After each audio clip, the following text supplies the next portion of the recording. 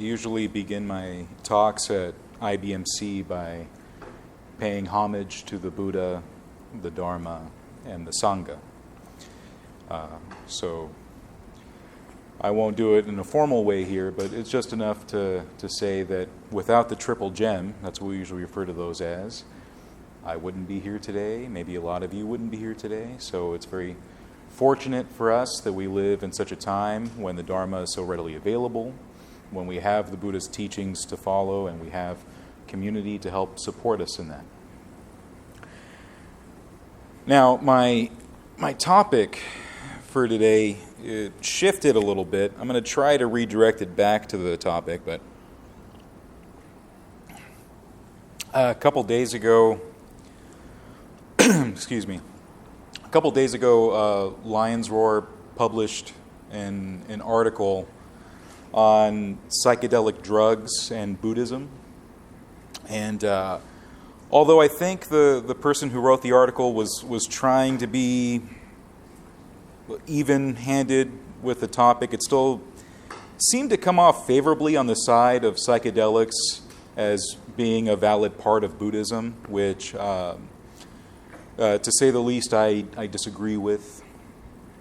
And it was a difficult read, to be honest, because there were some really big names in there, surprising names, talking about the benefits of things like ayahuasca and mushrooms and ecstasy as a part of meditation, specifically a part of the Dharma and Buddhist meditation. Now, I won't soapbox too much about this, partially because I think at Against the Stream I'm probably preaching to the choir, but it is odd to see that as something put forward as part of the Dharma. Not just in terms of the precepts, with the fifth being pretty clear about intoxicants, but also just the nature of meditation and what it actually seeks to accomplish. Why we train the mind and how we train the mind and how psychedelic drugs might affect that, and perhaps negatively. Hard to say. But this is such a deeper and perhaps contentious, controversial topic than I had in mind. Like, I wanted to talk about how I drink too many milkshakes, and in comparison, it's just, geez.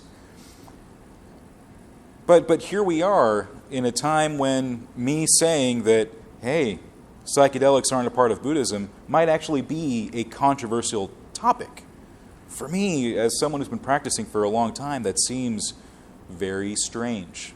And yet here we are, where people can pay a good amount of money to be taken to some resort in Peru or Puerto Rico or somewhere else and take some drugs and sit down and meditate and just see what happens. Okay, I mean, people can spend their money on what they want. Is that the Dharma? I don't think so.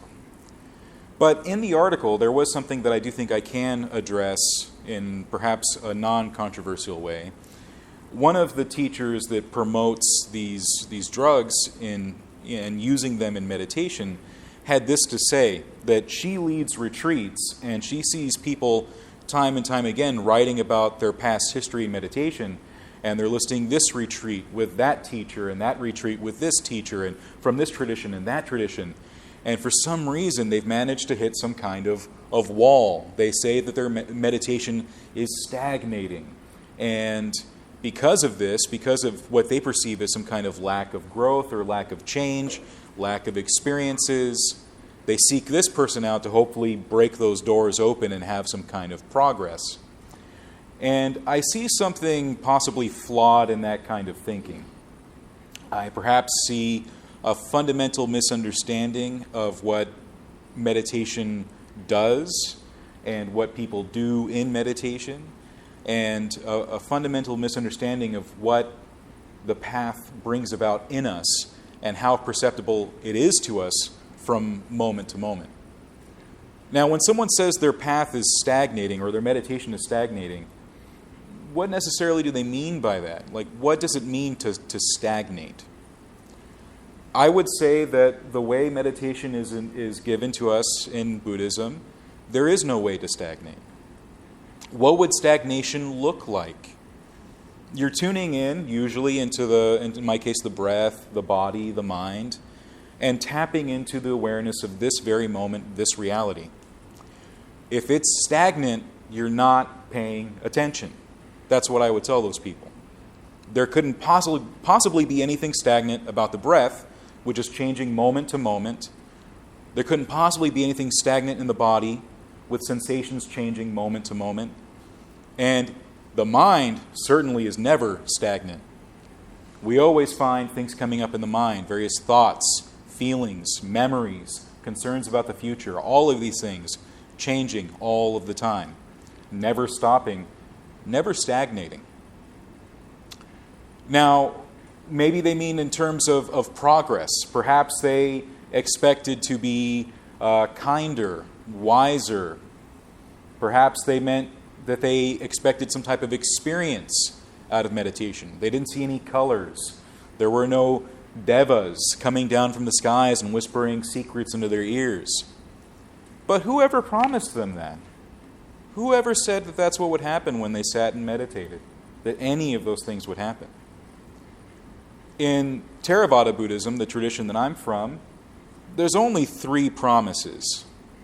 That when you meditate skillfully in the right way, when you develop strong tranquility and you develop strong mindfulness, you will see into impermanence, unsatisfactoriness, and non-self. That's it. No promise of an experience, promise of realization. And the problem with experiences is that they put us in a passive role. You just got to sit back and enjoy whatever ride experience is giving you. Realization is something you do yourself. You have to do it alone.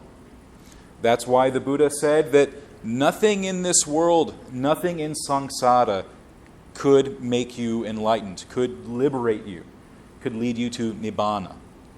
Only you can do that for yourself, to be a light to yourself. And in those times when he talked about someone being an island, he meant it in that way. If you seek happiness, if you seek wisdom from without, you won't find it. You find it in what he called this fathom-long body. Fathom-long because there's so much to explore there, so much to know and investigate there. For me, that is absolutely not stagnation. There's nothing to get bored with there or to not see growth with there if we're actually doing the work. Some people say that the proponents of these drugs are perhaps lazy, looking for the easy way. I mean, they're definitely looking for some type of expedient way because the changes we find in meditation happen over time. It's not quick, and the changes happen not because of experiences, but because we start seeing things differently. We have different types of realizations. That's why vipassana is sometimes referred to as insight meditation. But the insight is not about what flashes before your eyes. The insight is not about what weird tingly feelings you have in your body. It's about your realization of reality. Now, these drugs, some people are arguing, are not intoxicants. They're medicine. Okay, my general rule of thumb for testing out whether something is an intoxicant or not is the driving test. Could I take this and drive my car?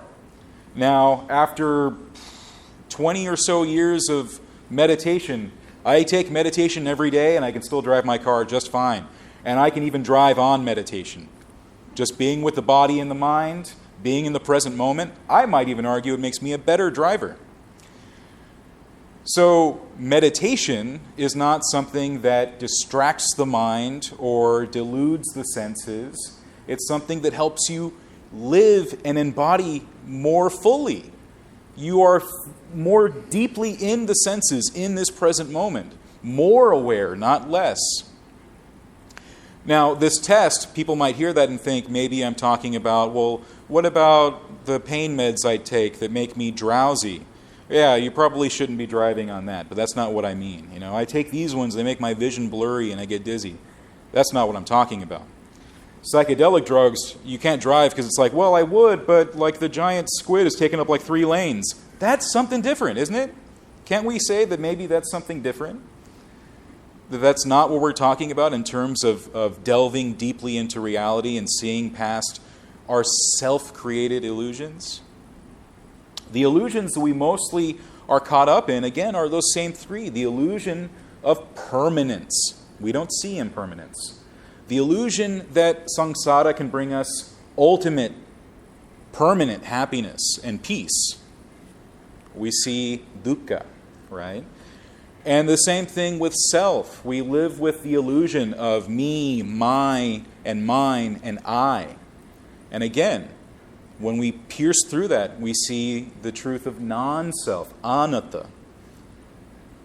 But again, that wouldn't happen, those realizations, from just a shift from one illusion into another kind of illusion. We have to step out of illusion entirely. But it has to happen with a clear mind. I think that for some people, they get caught up in the idea of experiences. That meditation and Buddhism, any Eastern path that they may or may not have fetishized, really comes down to all these really cool experiences. I know that when I was really young and learning about chakras and stuff like that, I was really caught up in what experiences I might feel with that, various colors and tingles and sensations. And I'm still caught up with experiences in different ways. Now I can bring it back to the milkshake thing. A lot of people have different hobbies. Sadly, probably my hobby is watching TV and eating food. It didn't always start out that way. A lot of things happened. My wife has been suffering through depression and anxiety on a pretty high level, and I've been trying to be supportive with her, and so we end up sitting together because she doesn't want to leave the house because of the anxiety. I get a little bored. I start peeking into the fridge. We start watching Sugar Rush on Netflix, and then we're craving sweets. Things like this happen. And so this past year, I've been putting on a lot of weight, unfortunately, right? Unfortunate for my health. I did hear that there was this one person who went to one of my talks and said, he's a great teacher, but he'd be much more attractive if he lost the weight. And I thought, as a Dharma teacher, that's really what I'm concerned with, how attractive I am. But here you go. That's what some people are concerned about. But things did get really bad. My wife got to a point where she needed some serious help and was an inpatient for about a week. And so this is someone I share a bed with every night, and she wasn't there. And I could only see her for about an hour at a time a day, and that was it. And it was really, really stressful. And yes, I've been practicing meditation for a long time. I've been Buddhist for a long time, and I had a lot of things to help me out, and I wasn't completely spiraling. And yet I picked up this weird habit for that week, which was every night after I visited her, on the way home, I would go through the Sonic drive-thru and get a milkshake. I just wanted something to just perk me up a little bit. I was going to go to an empty house. I wasn't going to be able to see my wife or know what was going on with her, and things get really tricky because she's a type 1 diabetic with a nursing staff that maybe doesn't know her particular needs very well, and that was evident because her blood sugar kept doing this the entire time she was there. So I had no way to call her and check on her. She had no way of really calling me unless it was like a really big emergency. And so I would just sit there at night and just have a milkshake. And this would be even after my mother-in-law took me out to dinner. We had a big meal, and I was already full, and so I got a small milkshake. I still did it, right? Because I wanted to get into those senses. I wanted a good, happy experience. And I turn on the TV, and there it is. I'm filling up my eyes, my ears, my nose, my tongue, my body. I'm feeling the full feeling, which when you feel kind of empty inside is a good feeling. You like it. And so we do seem to seek out experiences, which is precisely the point the Buddha made, that because of the way we live in the world, because we are born into this world, because we have senses, we live to gratify them. And so because we live to gratify these senses, we're constantly caught up in craving and clinging. Now, to get back to these people who feel like their meditation has stagnated, what are they craving? And what are they clinging to? Are they craving certain kinds of experiences, be they positive or negative? Are they clinging to a belief about what meditation should or shouldn't be? Now, those are questions for them, but these are also questions we can ask ourselves about our own meditation, about the way we live our lives, about the way we interact with others. What are we craving and what are we clinging to? I can say that when I was going through that really rough week, there were a lot of things I was craving. And there were a lot of things that I was clinging to. Didn't have my wife. Didn't have a lot of things that I felt like I should be having in those moments. I was definitely craving some type of feeling, and I sought it out in the form of a chocolate milkshake. And who doesn't like a chocolate milkshake? Some people, when they go to Sonic, they get real fancy. They get the Oreo cookie, and there's peanut butter and stuff like that. I'm old-fashioned. Chocolate milkshake. But it can be anything. There are a lot of things that people find that they attach to, that they cling to, for safety, for hope, for happiness. And it can happen to any one of us, regardless of how long we've been on the path. Because we are born in these bodies, because we have these senses, because we seek to gratify them. What meditation does is not just make those things go away, poof, like magic. Often what they do is allow us to see that it's going on. We still then have to apply the appropriate kind of energy to make the appropriate kind of changes. So for me, it's meant trying to cut back on the calories, cut back on the sweets. And I think for the most part, I'm starting to slim down a little bit. I can't say that progress has been amazing because I still had a mini milkshake the other day because they're so good, But progress.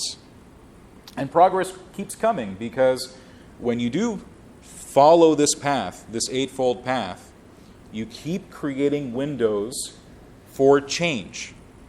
You keep creating opportunities to investigate your reality and see what is causing suffering to yourself and others, and to see what benefits yourself and others. But we always have to act accordingly. Now, I would say that my experience with intoxicants are fairly limited. I've had a bit of alcohol here and there. I've certainly been drunk before. I have had marijuana before, but then that's pretty much it. A lot of the harder stuff out there I never really was interested in. I would say what I've mostly attached to is food, and it ends up being very obvious. It's easy to see. But intoxicants, the craziest thing I ever did is I got really high at Burning Man one time that I went. And mostly it's because there really wasn't anything else to do there but get high. And I guess that was the point. I don't know. My friends had told me that Burning Man was going to be this magical and religious and spiritual experience. That's what I had been promised. Because before then, this was, I think, kind of in the earlier 2000s, I wasn't all that interested in Burning Man. I knew it was a thing. It mostly sounded like a big week-long rave/party. Not my scene, really. But I had some close friends of mine who knew about my interest in mysticism and magic and meditation, and they knew that I was the spiritual sort, and they said, "That's the place for you. It's so spiritual there. You'll love it." And so I bought into the idea. I said, maybe I will. And so I spent a bunch of money getting all the gear together, and we planned for the trip, and we rented out this big van to take a group of 5 or 6 of us. And I went, expecting something spiritual to happen. And again, seeking out some type of experience. What I found were a lot of people really kind of there to party and just kind of be in this experience of Burning Man. And it's not good or bad. I don't really moralize about this stuff, but it certainly wasn't anything I was looking for. And I thought I was going to hang out with my friends, and they all started taking off and doing a bunch of various things that I really didn't want to get into.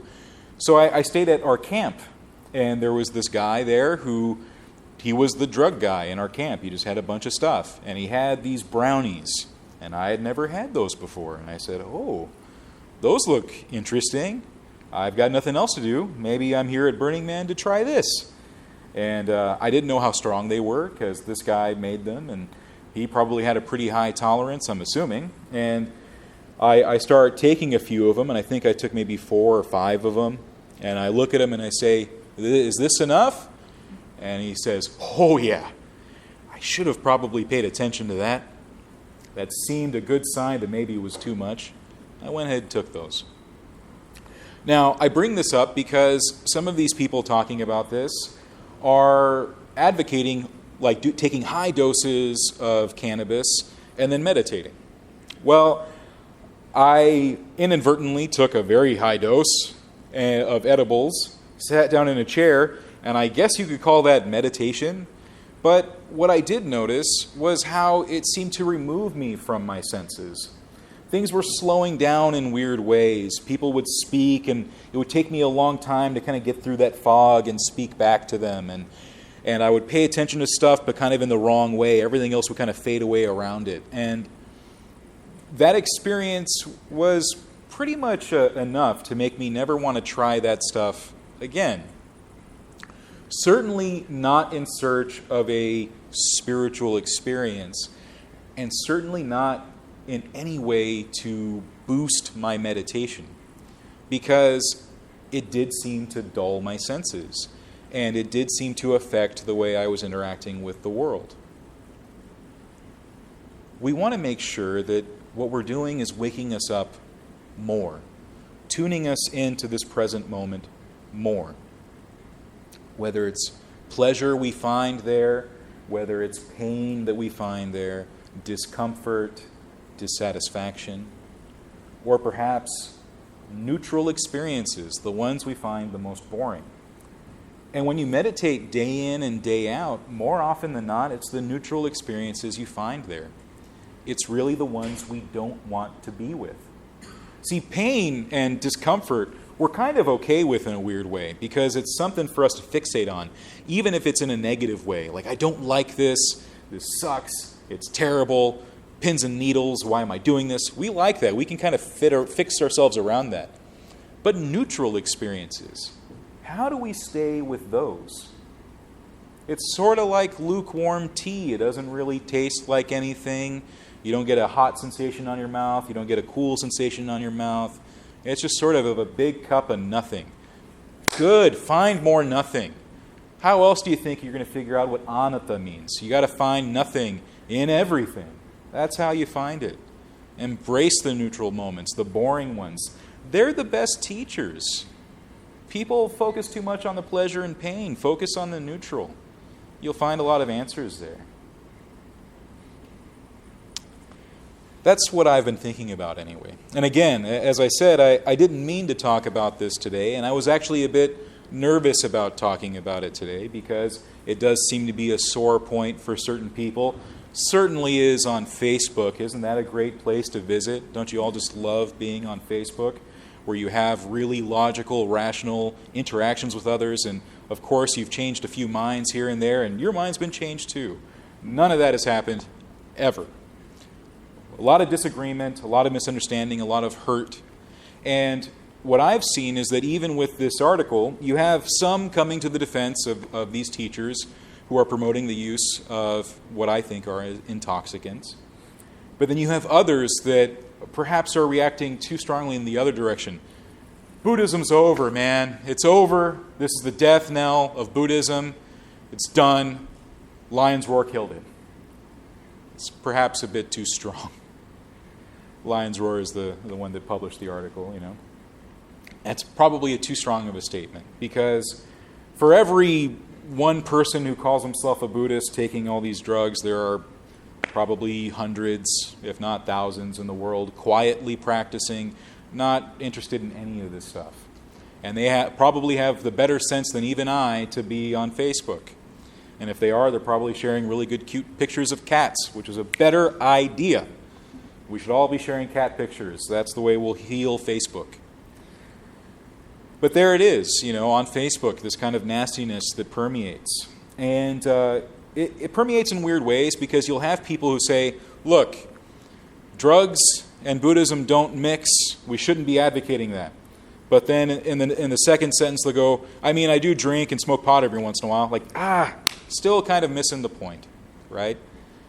It's not that those things go away right away. I don't often talk about it too much, but the very same day I officially took precepts, that night someone offered me a drink and I went ahead and had one, right? I rationalized it at the time that my temple says that the fifth precept is to not become intoxicated, so maybe a drink here and there is okay. Problem with craving and clinging, though, is that 1 easily becomes 2, and 2 becomes 3, and then you have a really bad day, and then it's 4 or 5, and whoa, what happened to the six-pack? It's weird how that happens, right? At this point, I'm just done. And it was a slow thing, because in today's culture, it's easy to be that kind of Dharma teacher, where you write a really great book, you have a bunch of fans out there, and then there you are with a cup of wine with a picture of your dog. And I don't know what message that really sends as a Dharma teacher. Again, there's no moralizing there. I'm just not sure how we're really holding the precepts. And I think part of why this happens is because of the way many of us as Westerners approach the Dharma. I know that a lot of us get started in a more secular mindset. For those of us who went the more traditional route by going to monasteries, viharas, temples, places like that, pretty much right away you learn about the 5, if not the 8 precepts, because when you stay there you have to follow those rules. So from the very beginning you find out that Buddhism is a very holistic path that touches every aspect of your life, and that what you do off the cushion is as important as what you do on the cushion, and so you live a certain kind of life. Buddhists from other parts of the world, with sometimes glaring exceptions, but for the most part, follow a certain kind of life. They try to live the 5 precepts every day. And the 5th precept in Pali, Sura Merya Majapama Dattana Veramani Sikapadang Samadhyami, is pretty cut and dry, that we avoid intoxication, that we avoid intoxicants that lead to intoxication and heedlessness. That's the big part there. I can't think of a time I ever had any kind of intoxicant in any amount where I could say that I was heedful. I know Burning Man's a pretty strong example, but even just a house party, even just a drink, because there's certain things that follow with that. Certain things that seem to go hand in hand with certain kinds of experiences. And so if we do make the determination, the decision to be Buddhists, perhaps part of that means living a different way in the world. And that might mean some sacrifices, giving things up. And I think we're afraid of that. Especially our experiences. We're afraid of giving up certain things and living a life that might look a bit like renunciation. Now, I know that in some way I'm pretty old school about that. Full disclosure, if I wasn't married to my wife, I'd be looking for ordination right now. So I'm on the other end of it. But I think that even for lay people who are just intending to live the life of a householder, there is a certain amount of renunciation involved. Now, it doesn't mean giving up all of your possessions, sleeping on the floor, eating a cup of noodles every night because you've given all your money away. That's not what that means.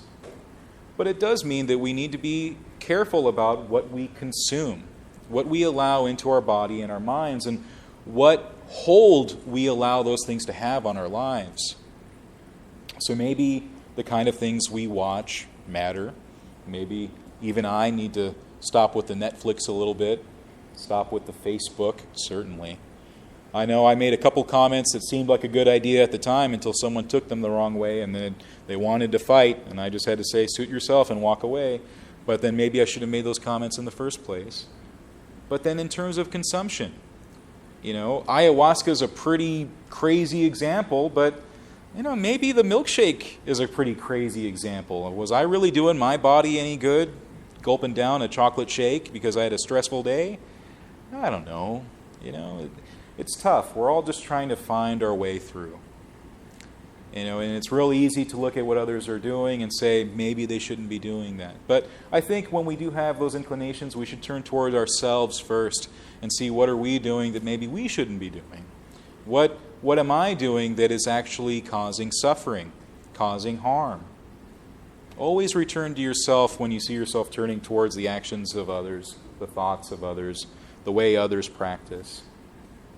I think the best solution for those that are concerned that we're on the brink of the death of Buddhism is to simply be good Buddhists, and what that means is to practice sincerely, to seek out wisdom and knowledge sincerely, to work on the Brahma Viharas, meaning that we are working on loving kindness, compassion, sympathetic joy or empathetic joy, and equanimity.